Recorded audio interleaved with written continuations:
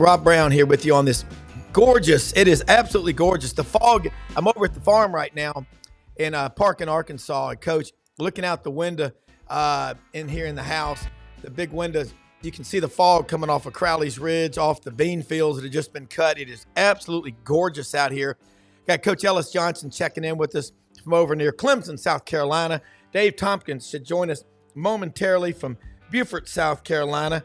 And we're about ready to get started. And Coach, where do you start on the weekend? And let me say real quick before we get started, smash that subscribe button in the bottom right-hand corner and allow notifications on your Android and iPhone. But this is we're going into week 9, but let's talk about week 8. I want to get your thoughts first on what went on up in Neyland Stadium, Tennessee 24, Alabama 17, and we'll kind of take it from there. Well, I think maybe that's the first one I have to mention because it also has national implications. Mm-hmm. It's going to be almost impossible for Alabama to get back in the picture, the SEC, and it may be hanging on the cusp of not getting in the playoffs. Of course, the biggie was Georgia, Georgia and Texas. And as you and I talked a little earlier, a lot of people mispicked that one, including me most of the week. But I looked at it closer, and I think it turned out Texas has not played anybody yet, and they weren't tested, and they didn't survive the grind, if you will. And I thought the LSU Arkansas game was very important. LSU might be as good as anybody right now, and I did not think earlier in the year they were going to be that good, but their defense is getting better and better and better, and they're probably playing as well as anybody in the conference right now. Auburn again had their chance and found a way to beat themselves. Coach, I want to ask you, real quick on Auburn, and we're going to cover a lot, but this is really obvious, but with a really good quarterback, that's a pretty damn good team. And I'm looking at what's going on in recruiting and all. How frustrating. DJ Durkin's a damn good football coach. Charles Kelly, he's from Ozark. He walked on at Auburn. I've watched his career and always said, why isn't he at Auburn? How frustrating is that for the coaches right now? Because you live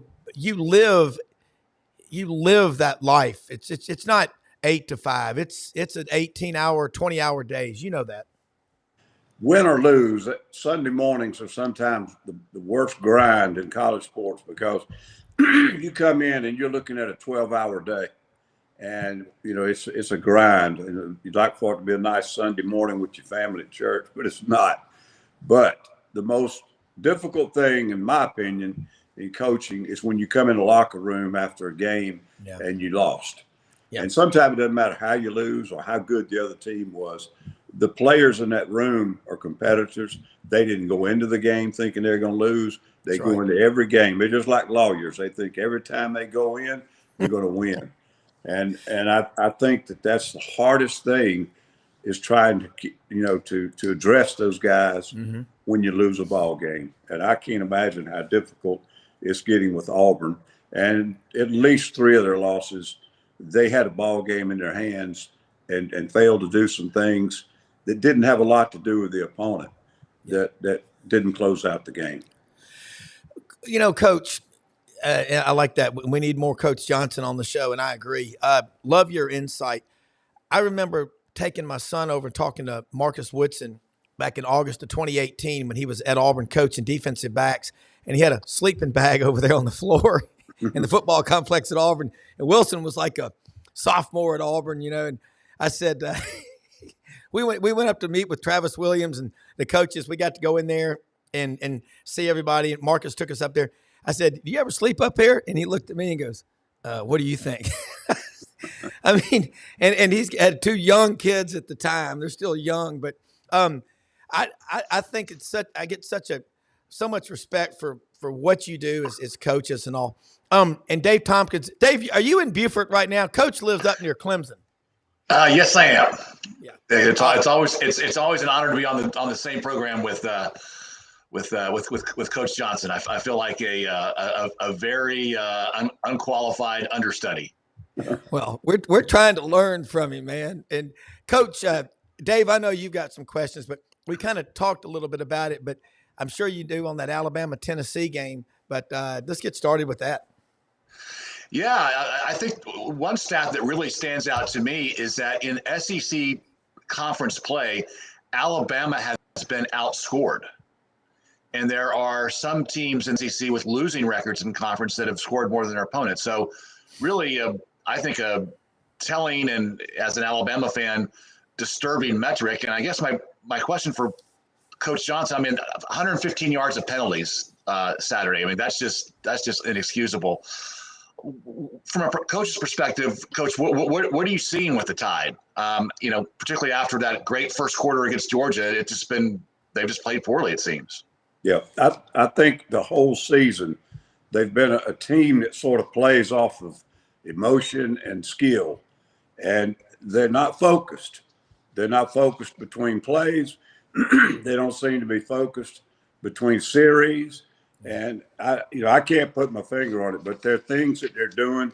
They're not fundamentally sound at times, their technique and their, just their demeanor. Sometimes hard to explain. But as a coach, and if it's going on the game field, usually it's going on the practice field, and that's been my rule of thumb over the years. And so I just think what's happening is they play better and better competition. The things are getting exposed, and it's now not becoming just a sporadic thing. It's becoming 4 and 5 times every game. There's something that happens that is just a no-brainer. The one that pops in my mind in this particular game was I think they got a first down on a particular drive, and it was like 2:25 in the game, and they're only down 3 or 4 points, and they get a personal foul penalty that kills the drive. Yeah. Yes. And it's just things like that. If you want to play at the top of the conference and have a shot to win a championship, which they've done historically, you can't continue to do things like that. Yeah. That unsportsmanlike conduct penalty they got, one can argue, it should have been offsetting because the Tennessee guy, initiated the dirtiness, if you will. But you've got to have the maturity just to bite your tongue and just walk away. I mean, that was just particularly when that was the crucial part of the game. I mean, that Alabama had a chance to tie it up, and basically you just lose the game right there on a mental mistake. Yeah, that's a great example. I fought both sides. I mean, both kids. I mean, it's the game's on the line right now. This is not a spring football scrimmage. The Alabama-Tennessee game, national implications are on the line. And what is the first thing in these kids' mind is some kind of shoving match, some kind of drive-by argument with a punch. Yeah. It's unfathomable. And maybe it's the portal, maybe it's NIL. I don't know, but it's not good football. Coach, and I said this, I saw it at media days, and it pissed me off when some of the players, I remember some people were asking some Alabama players, what's it like without Coach Saban in the building? And they kind of, I knew something wasn't right. They were like, well, he's no longer in the building. Coach Saban's an external factor. My response would have been, let me first of all say, I can't thank the man enough for getting me to the University of Alabama, what he's done for my family, for me, for my development. He's hard as hell on us, but he loves us, and I can tell that. I'd be scared if he wasn't that way. And he'll be around, and I hope he'll take my calls, or if I ever want to go see him. But now we have a new coach, and we're going to do our best for him. I knew something wasn't right. That's just my opinion, but I like the only people I've ever had any respect for in my life are the people who put a foot up my ass, were relentless on me, and said, you're better than that. You will not fail. You will not falter. And I will kick your ass if you even think about it. That's what I respond to. That's not old school. That's the right school. But your response. Well, I agree with you. I do think when the new guy comes in, it's time for the player to flip the page. Yeah, you can't have two bosses. Man cannot work with two masters. But I understand your point. If you don't have enough class to mention the guy, and a lot of players on that team were not there with Coach Saban. They've been snatched out of the portal. But again, if a player makes a comment about something like that, most of the time he's heard it before. Yeah. Yeah. Interesting. Yeah. Coach, I think one of the go ahead, Rob. No, knock it out. I think one of the more telling things about the portal and NIL is happening in another sport, basketball, with Tony Bennett leaving UVA. I mean, here's the most successful coach in UVA history. He won a national championship, took them to multiple Final Fours. He wins the old school way with great defense, and he said, "I can't coach in this system anymore. I can't win. I'm not your best coach." And you have that going on in basketball. You have Alabama. I mean, obviously, Kalen DeBoer can coach. I mean, he's been a winner at every juncture. Obviously, most recently at Washington, but he doesn't seem to have control of the locker room right now. And there's so many transfers in that to Coach's point, didn't play for Coach Saban. And I think we might see kind of the ground shifting a little bit on NIL, particularly when you got my wonderful Army and Navy and their developmental process and how successful they're being, how successful Vanderbilt is. I think there's going to be some change and positive change. I hate that it's coming at Alabama's expense right now, but anyway, that's my immature opinion. Yeah, and that's just one example. I mean, Florida State has at least a third of their football team was bought out of the portal, and I don't fault the coaches. I think they're trying to be successful and compete within the system that they've inherited or been given. And sometimes I don't blame the players. I was perfect when I was 18 and 19. I never made bad decisions. Yeah. But look, man, when you put this kind of environment around kids that age and that kind of money and that structure, and of course the people that are making the decisions now, it's all about money. Yeah. And I hope you're right, Dave. I think it's always been a little bit of a shift in the coaches' minds.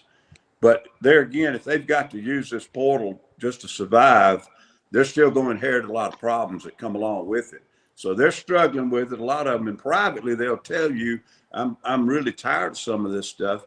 But, we've already talked about the great examples, Tony Bennett, and then you got Saban and some of these people, and they're saying it to a point. Nick May could say more, but he now works for one of those companies that is pouring that money in there and wants the portal and wants the NIL. And they really like all that in between the snap stuff. It's turned into a lot of little NFL stuff. It's encouraged to get some of those female viewers or whoever likes it to watch the game on TV and get ratings. But it's not good. And I don't want to get off on a litany. We don't have time to talk about all of it. But I see a lot of things that kids are missing out on, the intangibles and intrinsics. They're missing out on it. And they're going to leave college without one of the biggest development tools that it gives you. I'm looking forward to we have Jim Nagy, executive director of the Reese's Pieces Mobile Senior Bowl, on here. And I saw Jim at Media Days in Dallas. He really knows football. I don't know if you know Jim or not, but I'd like to ask him. I'm going to ask him, like, development-wise, what's this doing to the guys coming along? Because when you got a coach, I remember a player at Auburn named Darren Bates, who went to my high school, Christian Brothers, got there, missed all summer, didn't know come here from Sikkim, they said, spent time with Tommy Thigpen studying tape to become a better player and started every game in his 4 years. I think he's still in the NFL, by the way. But I just think the time studying with someone like you, Coach, would be invaluable. But I got some questions on here here's a question from Blind Squirrel Sports. I know he's a big Georgia fan. My Bama friends don't think Jalen looks as fast as he did versus Georgia. Do you think he's injured? Hell, I mean, I think the guy's a hell of an athlete, but he's got more carries than anybody else on the Alabama football team. So that's probably taking a physical toll on him. Could be. And it could be a little bit of the system where he's not, he's trying to get him to stay in the pocket a little more and be patient. I haven't noticed that, but then again, I haven't watched him every game because we've got to watch so many games. Yeah. But, he's made a couple unbelievable runs during the course of the season. So I haven't really noticed that, and I couldn't comment on it. Yeah. And like that. And how about quietly LSU becoming one of the top teams in the SEC? I mean, this summer when we were doing our 1 through 4, we never had them. We always had them at best 5, and they're, along with Texas A&M, they're playing each other this weekend, undefeated, and look super good this past Saturday against Arkansas. So kudos to Duff's team. Yep. I mentioned that earlier to Rob. Their defense is steadily getting better, and that was their soft spot early in the year. And I think Nussmeier, he's a guy that didn't transfer all over America to find a place to play, and now I think he's starting to become a bit of a factor too, and really has had some really good games. But they are, and the other team that's been quietly getting their work done because they got beat by Notre Dame first game is Texas A&M. Yeah. Now, they didn't look really that good against State, but I want to give State some credit. They're getting better. I think Levy and Eric's in a tough situation, but they're starting to get a little better. But A&M didn't look quite as dynamic this weekend as they did the previous weekend. But like I said earlier, they got all their big horses, the games they've got to play. They're coming to College Station. That's going to give them a big advantage. LSU's still got a brutal schedule, but they do. I said earlier to Rob, they look like they're playing better than anybody in the conference right now.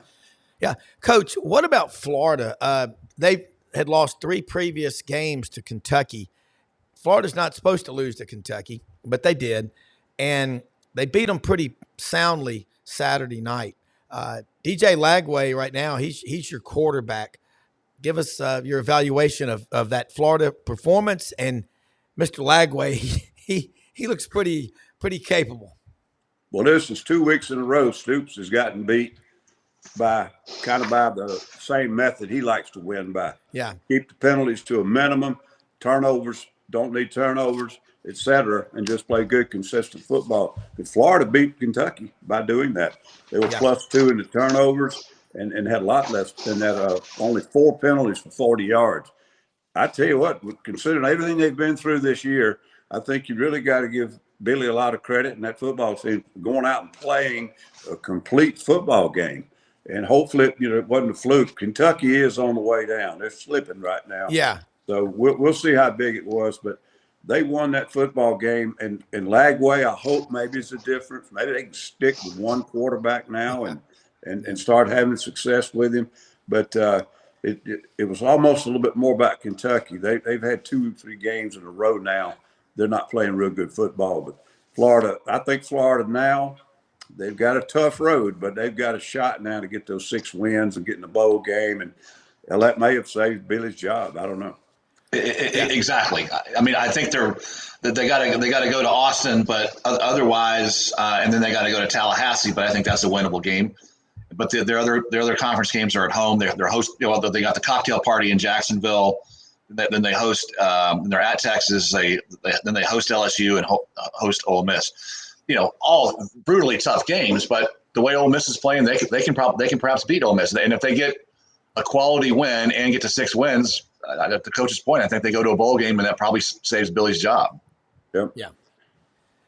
Coach, looking around the SEC, the Vanderbilt, Clark Lee, he said at media days, nobody's going to care, but I'm going to tell you, everybody in the football building has been signed by this coaching staff, and they've all signed up for what we believe in.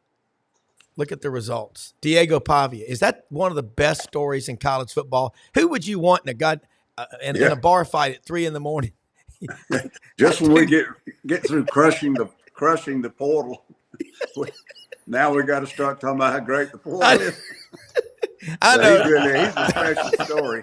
And I thought it was really just a unique deal now when you take his head coach and his coordinator and integrate him into your staff. Yeah. And whether they said, hey, you better get this kid up here, or whether the kid told them, my coach is the reason I'm what I am. I don't know what it is, but it was a package deal, and it's really turned out to be unbelievable. They've played good defense this year, but their offensive system and what they've been able to do, they stay on the field all day long, and it just frustrates opponents. And they've done a heck of a job. They still they need one more win to get 6 wins, and I don't think Vanderbilt's been in that good of shape this early in the season in a long time. Hopefully, I'd love to see them get those 6 wins more and get in a bowl game and maybe even win that too, because their football players will show up for the bowl game. Probably exactly with a private trainer in South Florida. I think you have to go back to when Whit Taylor was quarterback at Vanderbilt back in the early 80s when they were this early in the season. Remember James Franklin in 2012 and 2013, they won 9 Yep. games back to back. But I agree. Coach, you just said it.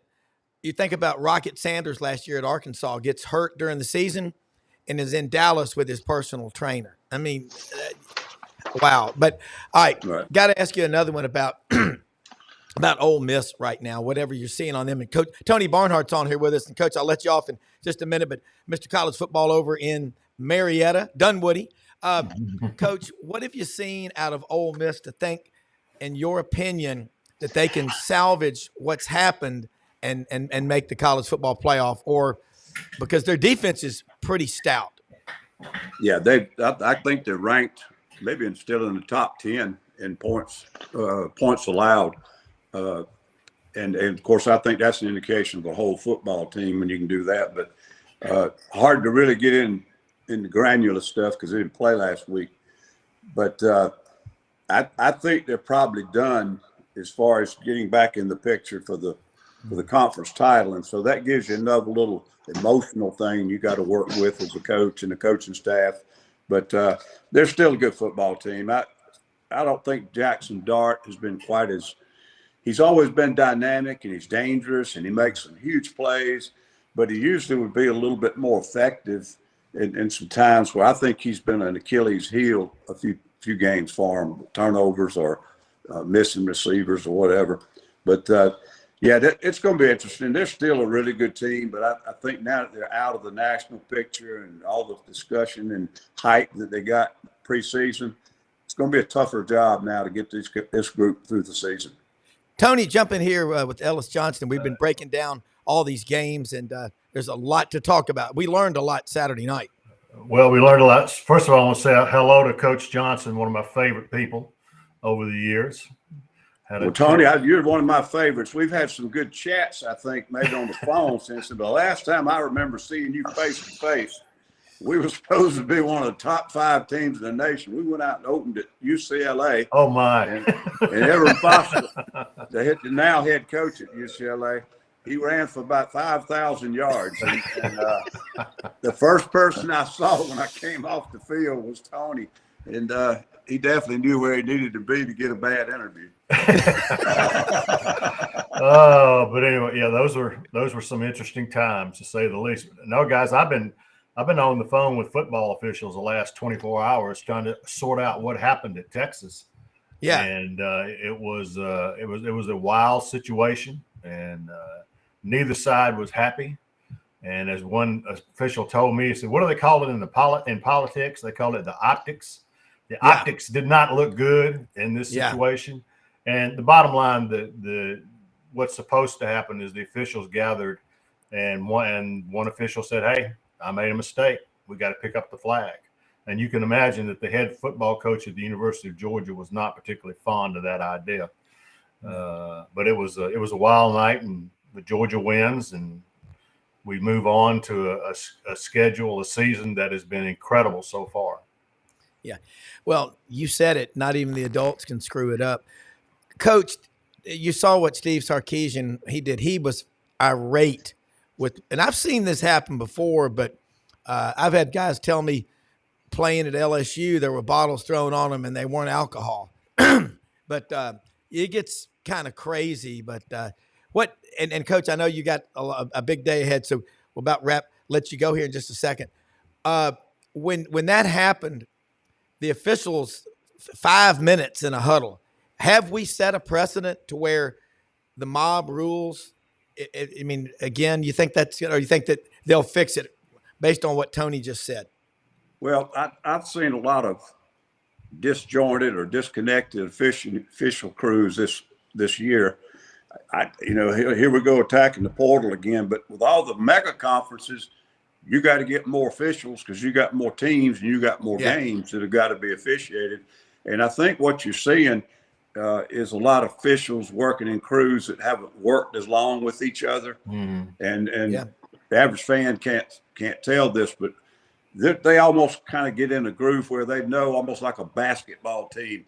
They throw their eyes over there at the other official when something like that happens, and they've got communication almost without even talking. You don't have that right now. You got guys that see something, they make the call, then the guy has to come up and tell them, and then it gets where it brings the fans into it. Yeah. So it's a hard job, and I don't, personally, I think the thing ended up being correct the other day. That's right. But the way it was handled caused a lot of problems, and it did. At least the good positive thing, it exposed what Texas fans are really like. And, they're not these refined. They're not these refined, Stetson hat wearing millionaires. They're a bunch of, never mind. I didn't say that. I've never played there. I never coached played in Austin. But Austin is the armpit of Texas. Coach, why don't you tell us how you really feel? If there's anywhere in the South I don't want to live, it's in Austin, Texas. There you go. Yeah, it was a weird night. And Coach, before you go, just tell us what you think, just in about a minute, what you think's going to happen in this. We got here we're coming up on week 9, believe it or not. Anything that you can look for us to keep our eyes on that you think on this conference race, the SEC in particular. Well, one thing we got to start talking about the tiebreaker system soon. Yep. Whoop. Okay. Well, Coach, you there? Yeah, we've lost him there for a second. But it was a great parting comment from Coach. There you go. The tiebreaker system. The game I think to keep your eye on this weekend, we talked about A&M and LSU both being climbers and quietly coming up through the back way. That's going to be a huge game. I would favor LSU, but they're at College Station. And so I think it's got a shot to be a hell of a football game. But that was the only one I see on the slate next weekend that is really going to be 2 teams that are still in the picture that have got to fight. Now, going on down the schedule, there'll be more games that determine it. But I think it's going to be a really interesting finish because now everybody's got at least 1 loss. And it's going to be a possibility that somebody with 2 losses gets in the game, which I wouldn't have thought was possible 3 weeks ago. Yeah, my original pick was Georgia versus Ole Miss. So we'll see what happens. But, Coach, thank you so much for sharing your time with us, man. You make the Monday Blitz special, and love having you. I've lost sound. Okay. If you lost sound, okay. Whoop. So we've lost him and the sound. So, but look, Tony, Dave Tompkins and I were talking with Coach before you came on about what is happening in college football. I was all over Georgia. That was my favorite pick of the year so far because everybody can't be right at the same time. And a lot of Georgia guys were recovering. And I liked Kirby as an underdog. God, he plays. His attitude resonates throughout that locker room. Like, hey, guys, nobody believes in us. They're not giving us a chance. They've already bought flowers, a tombstone. They've picked out a suit to bury your ass in. God bless America. Let's go show them. I mean, who wouldn't want to play for someone like that? Well, he's a tremendous motivator, particularly as he hadn't had a whole lot of practice as an underdog. Since they're like 43-2 in their last 45 games, and guys, the other thing about Kirby, he won his 100th game. Yep, he joins Rockney and a bunch of people who won their 100 games in about 117 games. Coach, that's an incredible accomplishment for Kirby Smart. But I thought Georgia dominated the game against Texas, quite honestly, on the line of scrimmage, and they finally ran the football. How many times have I come on this show and said Georgia will be Georgia when they start running the football with Trevor Etienne, and that's exactly what happened. And it's going to be interesting down the stretch. It really is. Yeah. Oh, when they came up with the 12-team playoff, people were saying, oh, well, now everyone's going to get in and there'll be no controversy around 12 and 13 and 14. I think there's going to be a big controversy this year. I think you're going to see 1, maybe 2 2-loss SEC teams get in and the at-large, and a 1-loss Big 12 team not get in or something like that. Right. I went to Army, I went to West Point. So if my Black Knights can beat Notre Dame and win out, I want them to be in it, but they may not be in it. The 11, 12, 13, 14, that's going to be really interesting as the season winds down. Well, the bottom line is that, when with a 4-team playoff, when you got to late November, you had about 7 or 8 teams at best that could make a claim on one of those 4 spots. Hey, when we get to late November, there's going to be 20, 25 teams that are all going to be 10-2 saying we should get in. And Exactly. It is going to be a fascinating thing to watch. And the SEC is going to make it, Dave, exactly the argument you just made. The SEC is going to say our 10-2, our 9-3 is better than the Big Ten's 11-1. And you selection committee should know that if you've done your homework. They've already planted that seed. That what did Commissioner Sankey said? He said, what is the line in Sesame Street? One of these things is not like the other. Yes. And his point was SEC football. One of our teams is not like the other.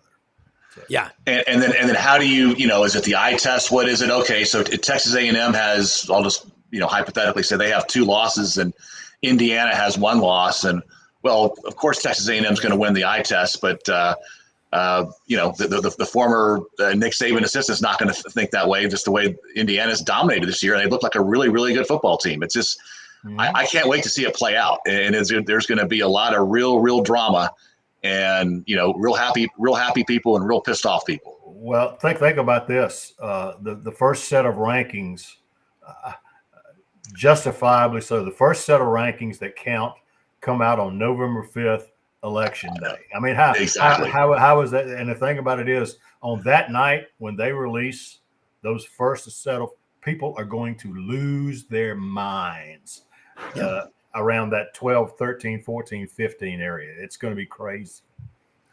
Having lost their minds all day with the primary, as they start to go blue and red, and at least we won't have 930,000 political commercials during our games starting November 6th. Right, exactly. They're you can't go anywhere and hide.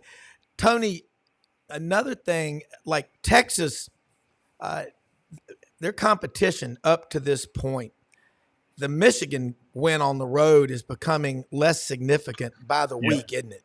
Right, that's exactly right. You realize Michigan is okay, but Michigan's not Michigan. Michigan's not a national championship caliber team. And so, and this will be a debate moving forward. I mean, you look at Ole Miss, what kind of competition did Ole Miss really face? Everybody's got them as a top 10 team, and they just haven't played the competition to warrant being a top 10 team. So I think as we move forward in the playoff, coaches are going to really evaluate, says, okay, I want some easy wins early on, but remember, I'm trying to get a team ready to play a conference schedule and get in the playoffs. You need a combination of games you can win and games that'll test you. I will say this: that back end loaded schedule that Ole Miss has, and Auburn first 5 games at home versus going on the road, and then you go to Georgia, a week off, Missouri, and then you're going to Kentucky. It's like you got a cross-country team and you're training on flat ground, but your state championship is in the Smoky Mountains. Mm-hmm. I mean, you have to be trained. You have to do hill work. And if I'm Lane, they were beating up on all those teams, like beating up on a man in a wheelchair. I mean, what did it prove? It did not get them ready. And it turns out Texas had no idea of what they were getting into. So I got to ask you this. I love Shane Beamer because he's jacked up like I am. He's excited all the time. And I love his dad because of my family's connections to Virginia Tech. How about that big win on the road? It's in a great Oklahoma team, but for 3, they had LSU until they didn't. South Carolina had Alabama until they didn't. Mm-hmm. Are they getting better? I mean, they seem, Lenore Sellers, pretty good. Well, first of all, they are getting better, and they've been. And it's interesting because Shane Beamer told us in media days that, hey, we're better than you guys think we are. And we're going to show it. And with a bounce here and a bounce there, they could be in pretty good shape right now. But the team on the field looks to be getting better. Yeah, and that's good. That's good for South Carolina. It's good for Shane Beamer. Yeah, Dave. Yeah. Yeah, I have to agree. I saw that Oklahoma fired their offensive coordinator yesterday or today. So that's maybe the first domino that's going to fall there. But Oklahoma just looks completely lost in the SEC and just completely unprepared for the week after week quality competition. It's going to be interesting to see how their season plays out. But it seems to me that right now they're a program that's in real dire trouble. Well, what's interesting about this, I have a friend of mine who has had a chance to be with Barry Switzer at an event. And he said, Coach, this is before the season started. Coach, what do you think about are Texas and Oklahoma ready for the SEC?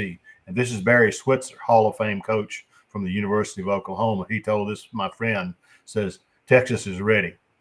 Oklahoma's not. Yeah. And that's been It really is. And Tony, hopefully Tony will be back with us. But Dave, Tony, that grind, in the past, Texas and OU would play in the Red River Shootout. The next week, Texas would play at Arkansas or at home against them. Well, now they go home and host Georgia. And I said, this is the first real back-to-back weekend of the SEC grind. And Texas didn't know come here from Sikkim, as they say down in the country. And now Texas has to go to what's now a trouble spot, which is Nashville. Yeah, there you go. Spot. They got to go face the Diego Man. But I look to Vanderbilt to give them a fight. I mean, Vanderbilt really believes in themselves, and it's going to be very interesting to see. But I think Texas is going to rebound and finish out the season strong and make a good run in the playoff. I mean, they're too good. They hadn't seen that brand of physical football before, probably ever. And they just were sort of the victim of a haymaker there in the first half, going down 23-0. But just remember this, the number 42. Vanderbilt had 42 minutes time of possession against Alabama. 42. Okay. Wow. They held, as you guys talked earlier, they held on to it's kind of hard for Texas to score when their quarterback and their offense is sitting on the sidelines and you're holding the ball for 42 minutes. Yeah. Well, here's Absolutely. an interesting take. Here we are right now, Tennessee, Georgia, Texas, Missouri, and Vanderbilt all have one loss, and they're all in the conversation. And Alabama with 2 losses. Oh, yeah, and then there's Alabama. Austin's motto is keep it weird. The SEC is getting to be kind of weird, Tony. I mean, Vanderbilt, what's it going to be like in Nashville this weekend? The Vanderbilt people, folks out in Belle Meade and Franklin and all, what are they – I mean, Clark Lee is a native son, went to MBA, Montgomery Bell Academy, the Gentleman Scholars. Got some friends whose kids have gone to school there. I've got friends that went there. You know Clark Lee. Did you talk to him? I know you've talked to him. He's got a lot of pride. But Jerry Kill, I read a story about Diego Pavia draws inspiration. He says, my coach, Jerry Kill's the toughest man I know. I believe he has epilepsy. He's had a lot of health issues. He's won 174 games. He gave up being a head coach to come to Vanderbilt. He got Minnesota going. He got New Mexico State going. Tony, kind of give us the headline. If you're writing a story, because you're a great writer, it's like asking Michelangelo to give me a test painting. Well, it's the most compelling story in college football right now. For all the fussing and cussing that people have done about the transfer portal and NIL and all that, your exhibit A of how it's supposed to work is what Clark Lee has done at Vanderbilt. I mean, he didn't just go out and hire Jerry Kill. He hired Jerry Kill and Jerry Kill's top assistant, okay? Then he brought those guys in and said, well, wait a minute, I can have these great systems, but it ain't going to work if I don't have a quarterback who can run it. Okay. Yeah.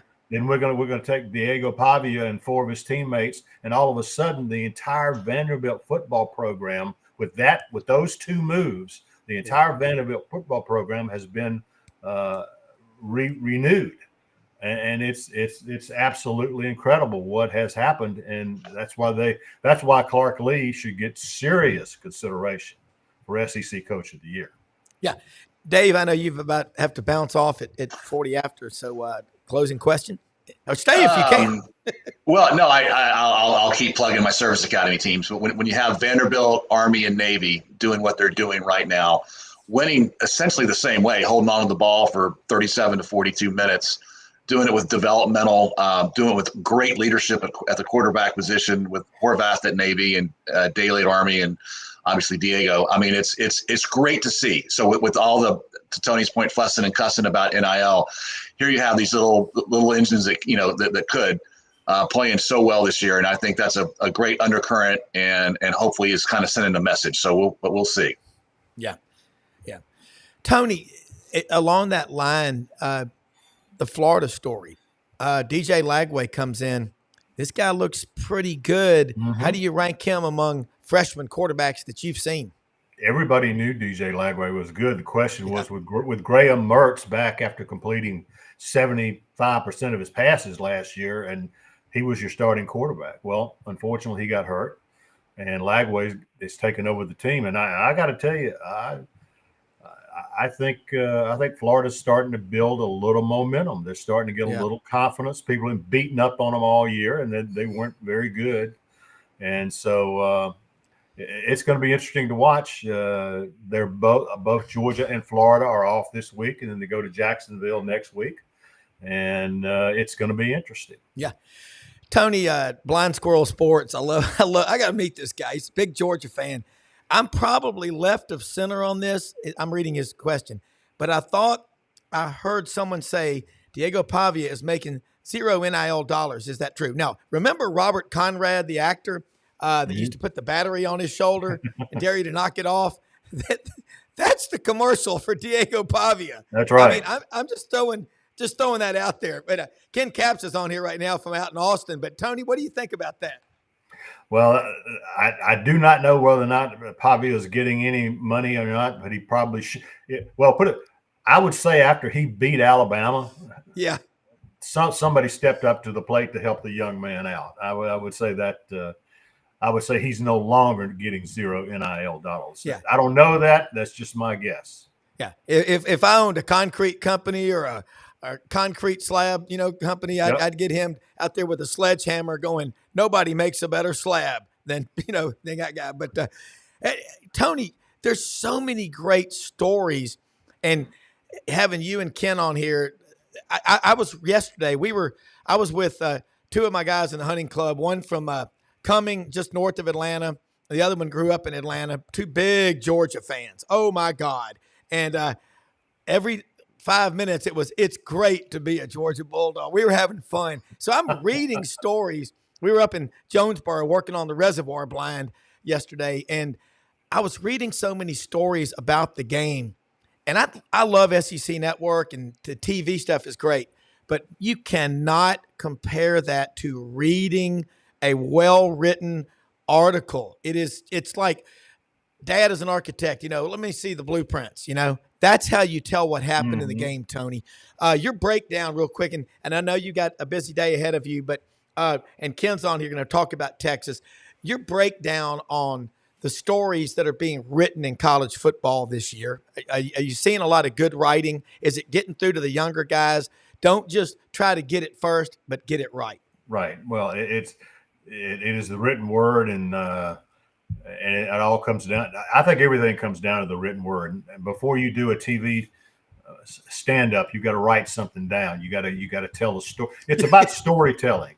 Yep. It's about storytelling, and Ken will tell you that in our profession, it's always been about storytelling. Who tells the good stories, and all the great TV stuff. It all comes down to what kind of story are you telling. And there's a lot of great stories in the Southeastern Conference this year. Obviously, Georgia's a story. What's going to happen with Missouri? What's going to happen with Florida? What's going to happen with Alabama? I mean, everybody assumed that Alabama would keep rocking on, and now all of a sudden they're still in the conversation for a playoff berth. If Alabama's 10-2, they're going to get a hard look when all's said and done. But what's going to happen there? I mean, Alabama has no margin for error. It's gone. Yeah. And so this has been a fascinating season thus far. It really, and it's only going to, guys. We're just really if you just look at conference games, we're at the halfway point of the conference schedule. Okay, we are. This next month of November is going to be incredible. Yeah. Ken, jump in here with Tony Barnhart, Mr. College Football, and love this conversation. And thanks everybody for watching. Let me just say something.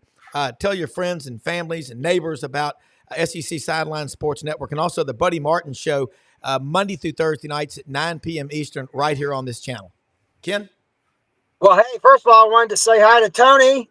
I was hoping I'd see you in Austin on Saturday. And but congratulations to the Bulldogs. They played one hell of a game.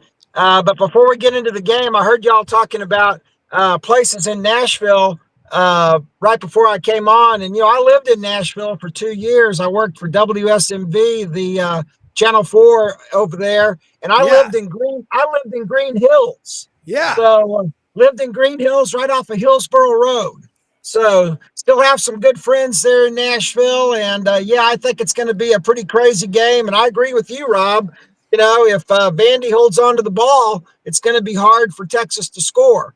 But anyway, to the game, the first thing I thought about on Saturday morning about this game, playing, 6:30 game, I knew Texas fans have something called, it's a superstition amongst Longhorn fans. It's called the kiss of death.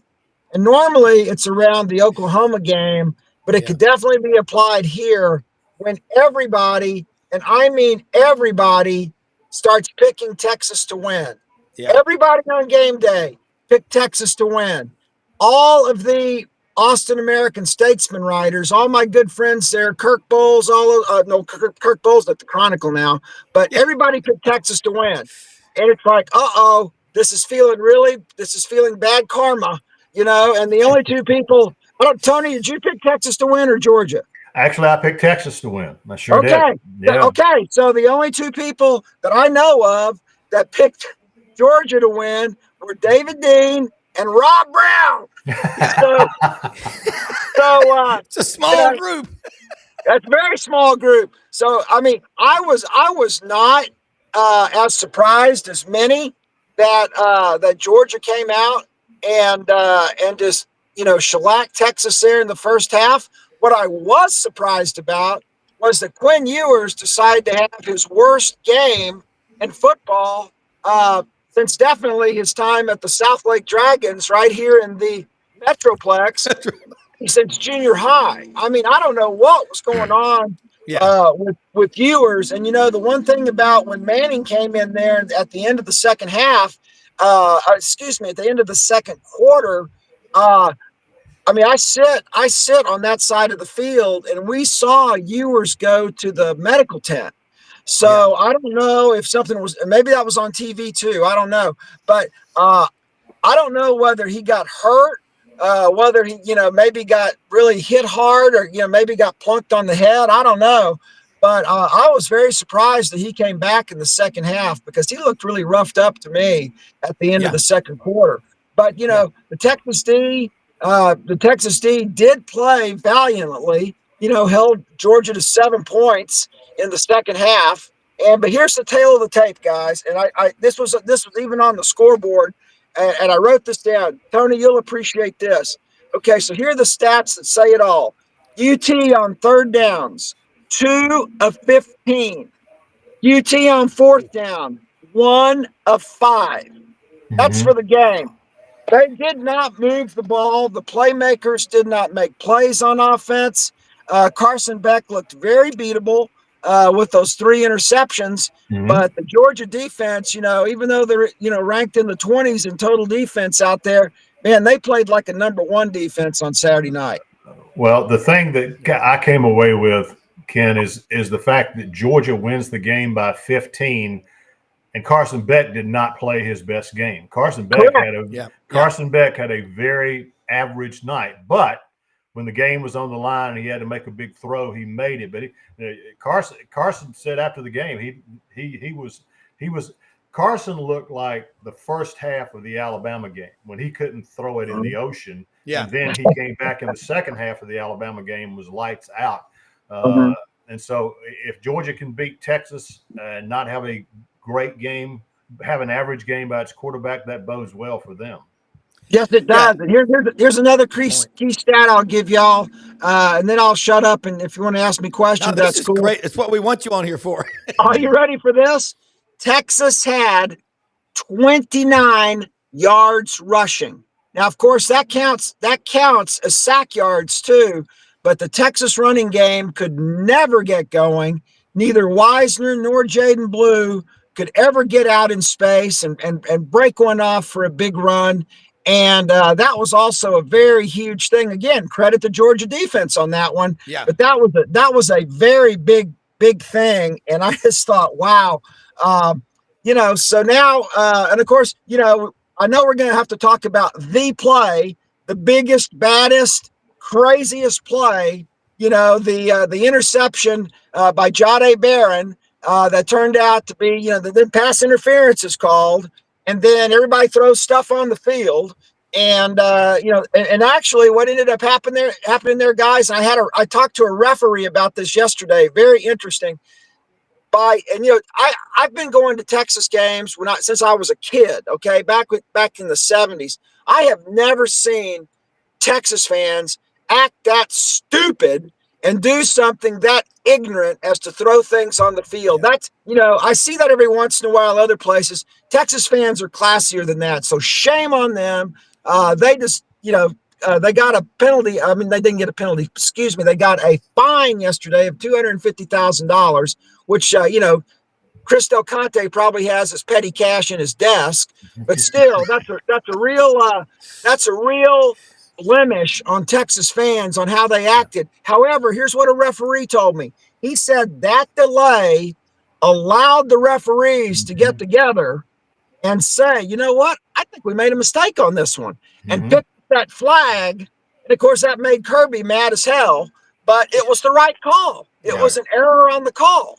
And so I even read this morning that Kirby said, well, I guess, we want fans throwing stuff on the field now, so it delays the referees and lets them, go back on a call. But I mean, that 3 or 4 minutes there, and somebody texted me during that sequence and said, well, Ken, welcome to real SEC football.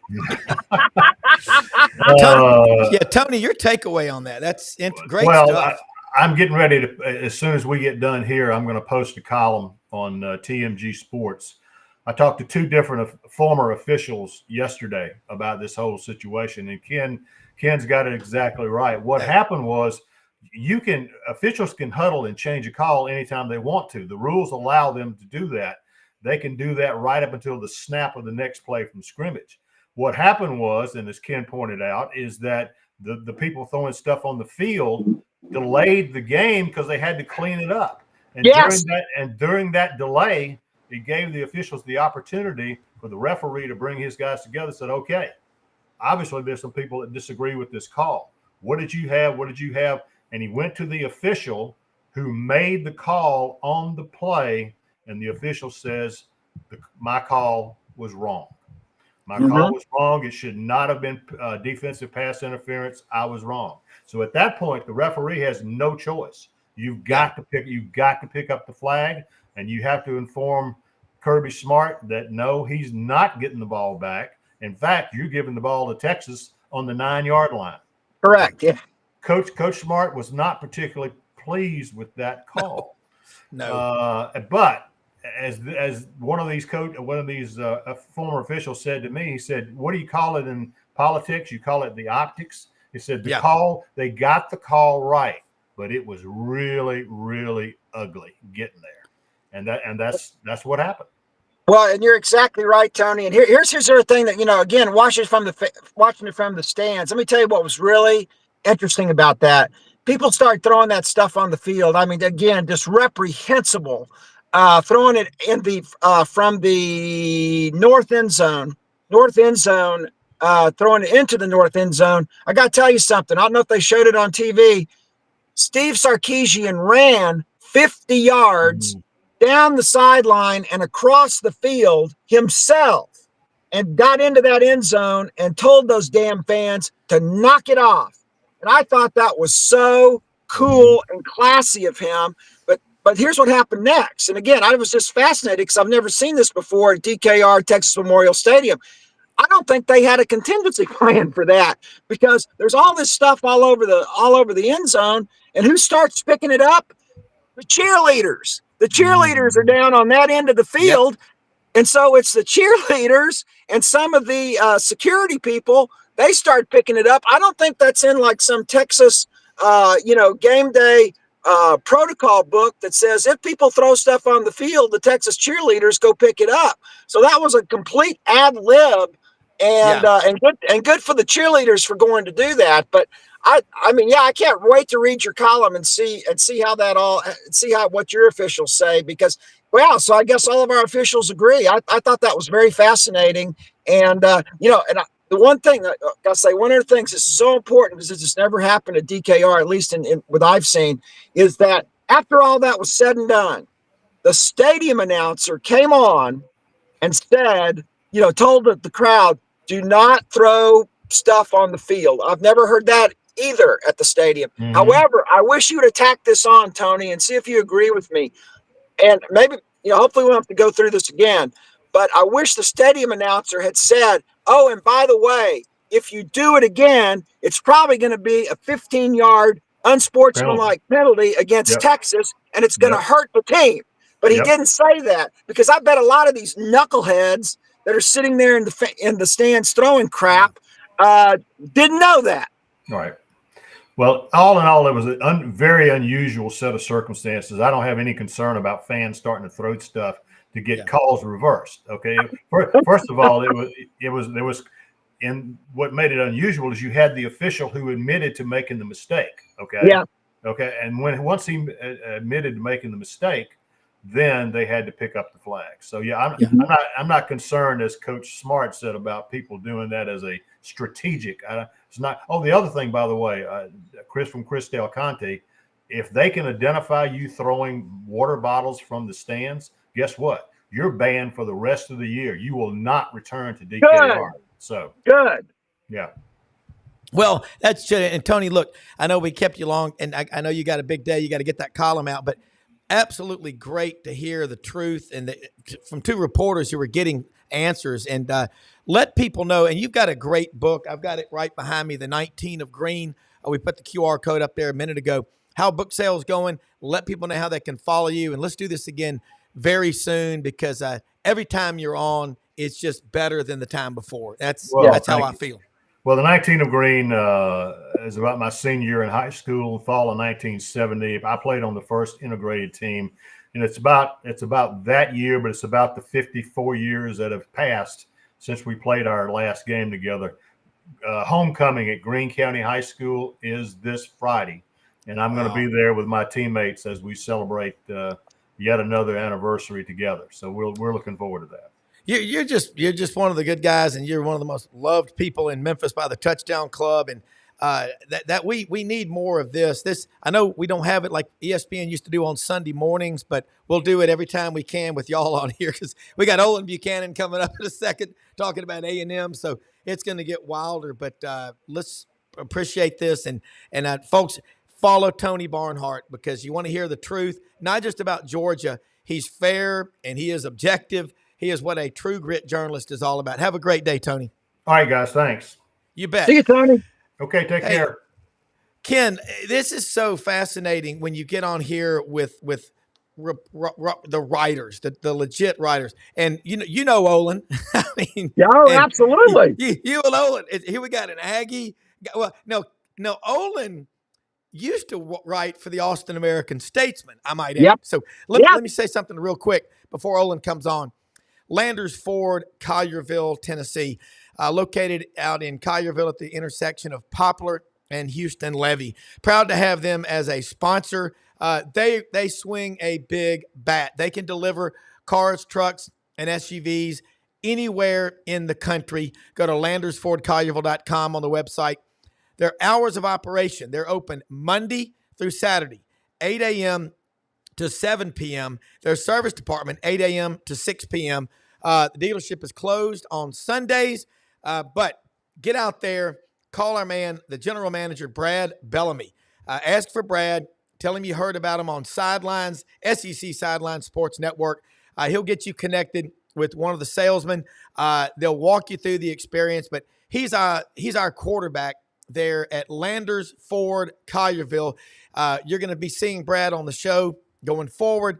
Lots of great things happening. Also, at Hewlett and Dunn Boot and Clothing Company on the historic square in Collierville, Tennessee. Folks, they're getting about 30 boxes of stuff a day. Barber, Filson, Old South, Duckhead, Devil Dog jeans. If you wear a 34, you wear a 32 in those. You'll feel better about yourself. Okay.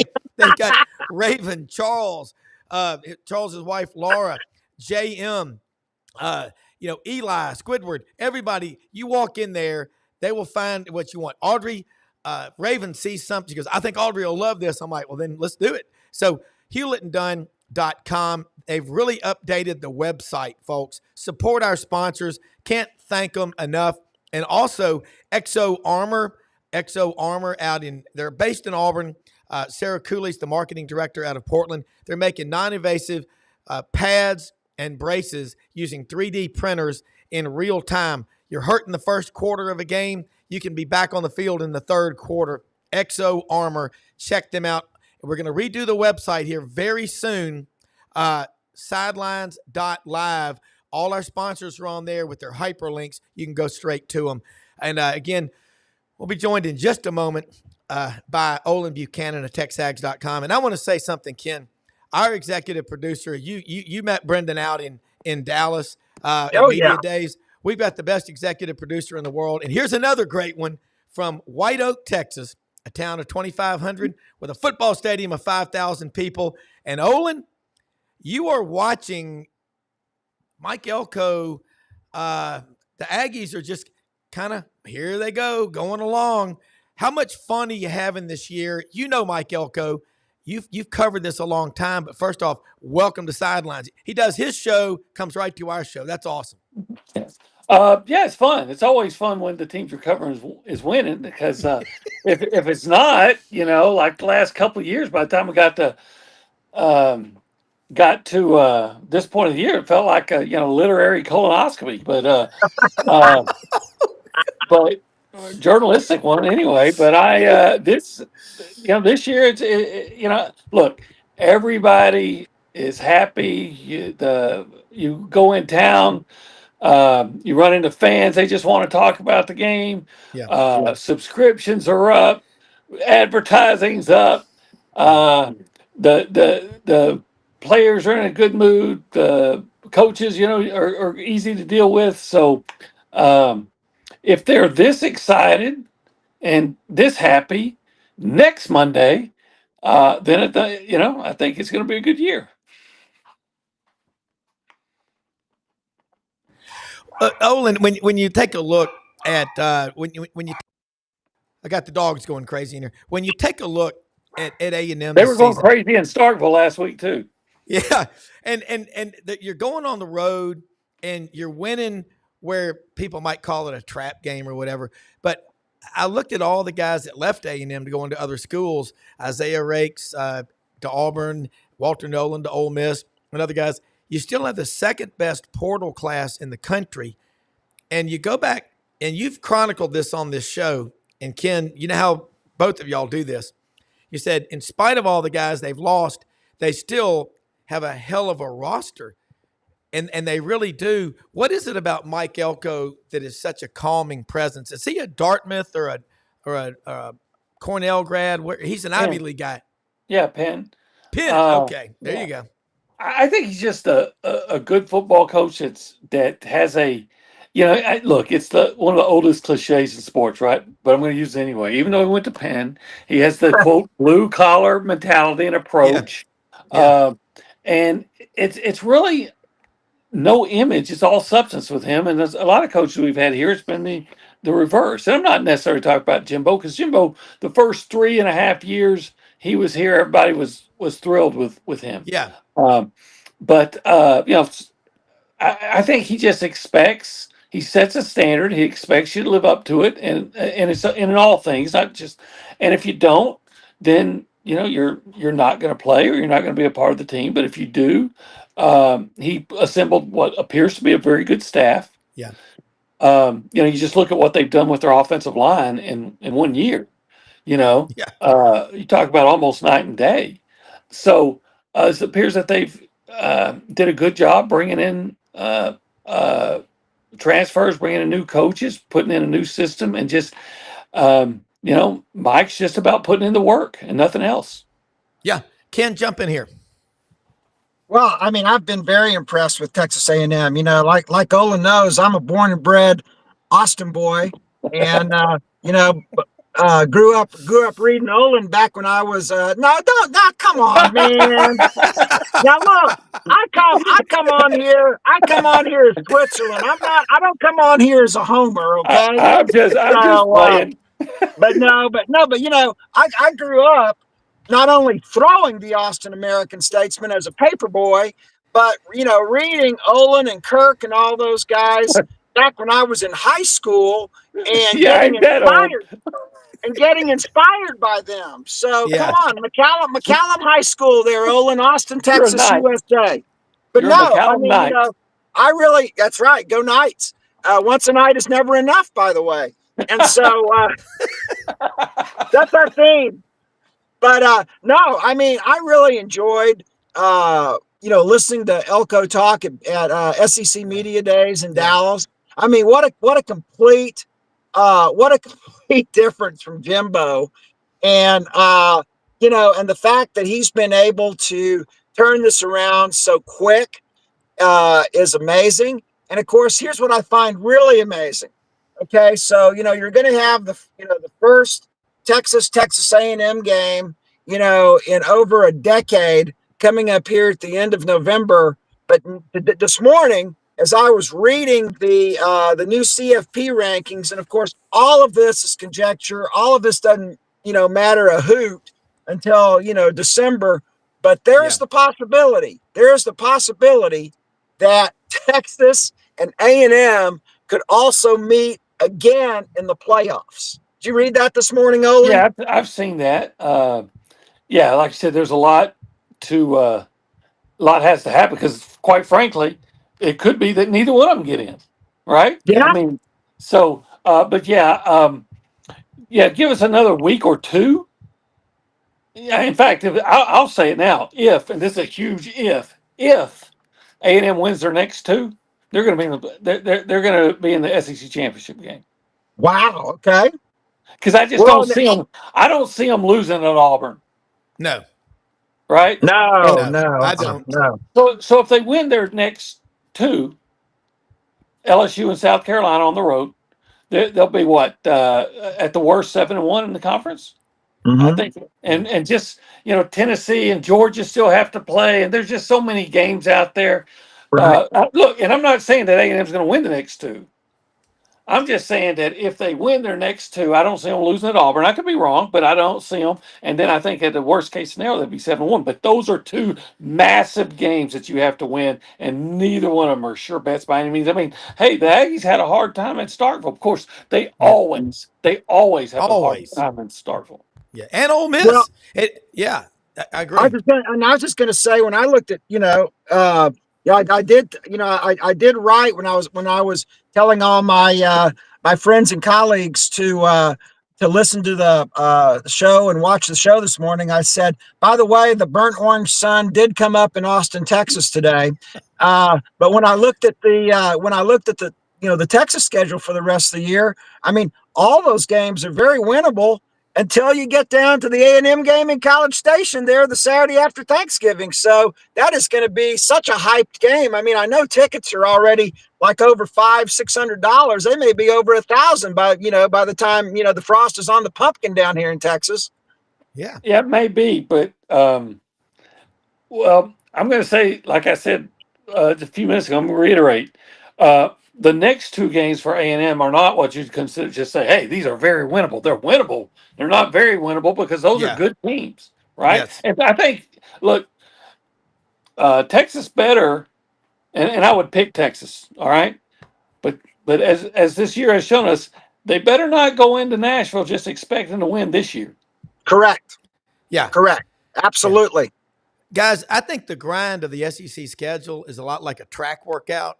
when you're running 8 400s with a 90-second split between them, and they want them all, but they want them all to be between 60 and 75 seconds. Well, if you go out and blow out a 51 or 52 second on your first 400, what about the second and third and the fourth, fifth, sixth, seventh, eighth? Both of y'all are nailing it out of the park. I think, Olin, Mike Elko, he's got a calming presence about him. It resonates, and it's like you're very calm. You're very cerebral. Both of y'all are. But Mike Elko, if you're around him, you see him on the sidelines and things are going kind of crazy. That's what I see. Yeah, I think he stays under control. I heard a coach once, it might have been Tom Landry, said, I'm not going to get too emotional on the sideline because my team looks to me for guidance, right? So Yeah. if you look like you're in a panic, the team may get in a panic. You want your coach to be under control. Now, that's not to say that Mike won't go over there and protest a call. But yeah, I have to agree with you on one point and disagree on another. I agree with you on what you're saying about Elko. No one's ever called me cerebral before, so I'm going to have to disagree on that. Either. I have to go look that up. Olin, you've been on the show for years. You are, though. You tend to look at things. You don't get rattled.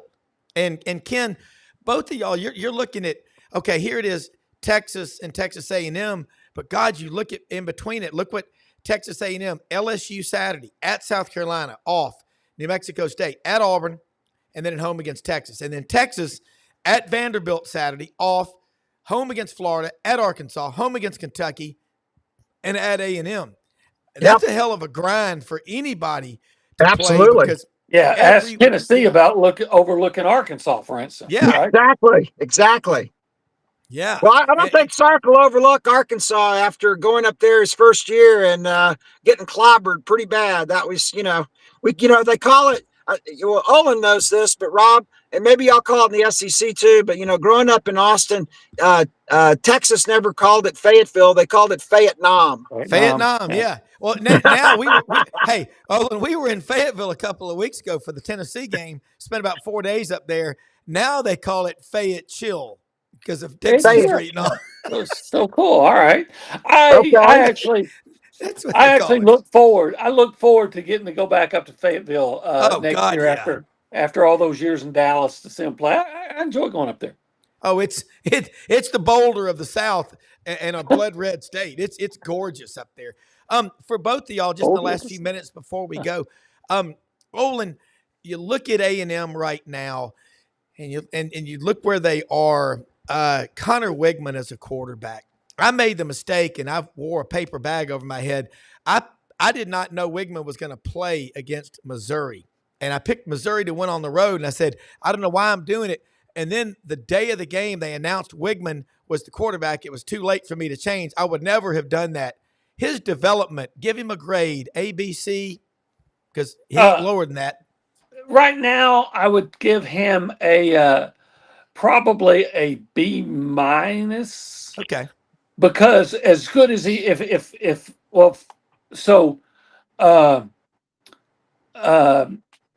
performance against Missouri is an A, without a doubt, maybe an A+. But Notre Dame was an F. Yeah. So statistically, that makes it a C. And then I'll bump him up a little bit because he played well. He's supposed to play well against McNeese, but he did. And then last week, I thought his grade was probably C+, B-. He threw 2 interceptions, and he had 2 that could have been pick sixes that were dropped. Yeah. But he also made some big plays too. So I would say right now he's about a B-. And it's frustrating. It's like that teacher that has that one student that's underachieving because when they're applying themselves, this is probably Ken, that when he's applying himself that he can turn in A+ work, but instead he's like, I'm taking it easy this week, and I'm only playing Vanderbilt, so I'm going to turn a C+ now. No, Ken, you're A+ all the time. Yeah. Hey There Rob, you go. I wanted to tell you. I wish I don't have it.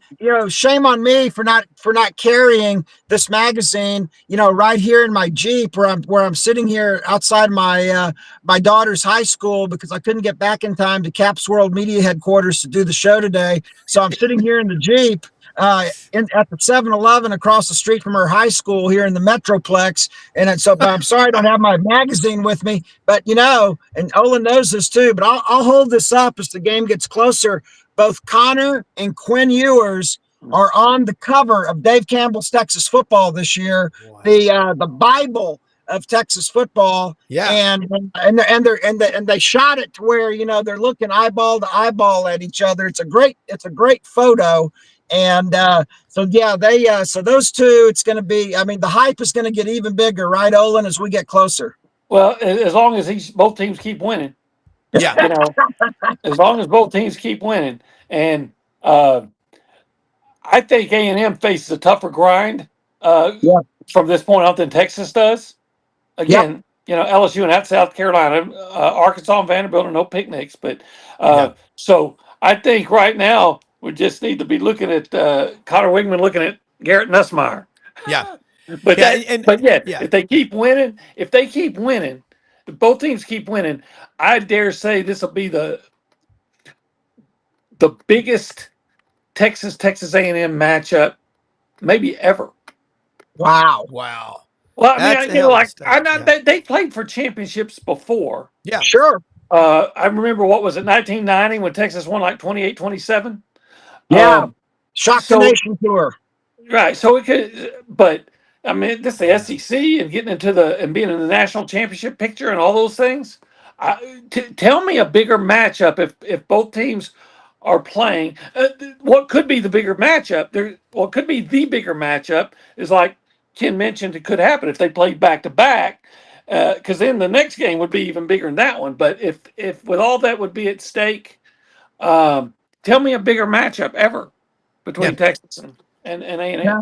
You'd have to go back into back in when you were a little kid. Yeah. I don't know if they played football then, but let me remind you, this week may be the biggest matchup ever between that A&M and LSU's ever had. Yeah. Oh my God. Yeah, y'all look, we got to wrap it up here, but that is a great, every weekend where you sit there and you say, well, what a weekend. And you say it, deja vu all over again, Yogi Berra, but it's true. This is what we've created. And I don't know, Mike Elko is the right guy at the right time. And he'd been there before. He left. He won at Duke. Like I said, the last guy that went to Duke and won and went somewhere else, pretty damn good coach, Steve Spurrier. Same thing. When you can win at Duke and you prove yourself, then you go back to A&M where you got unlimited resources. As Franz Beard says on this show, only God and the Longhorns have more money than the Aggies. But the cool thing is about Texas A&M is that they're, regardless of who the quarterback is, they're doing they're doing a lot right. Olin, let people know how they can follow you on social media and everything, and then Kim will do the same thing and we'll tag out. Okay, well, yes, you can follow TexAgs. We like to think that we are the preeminent outlet for all things Texas A&M sports.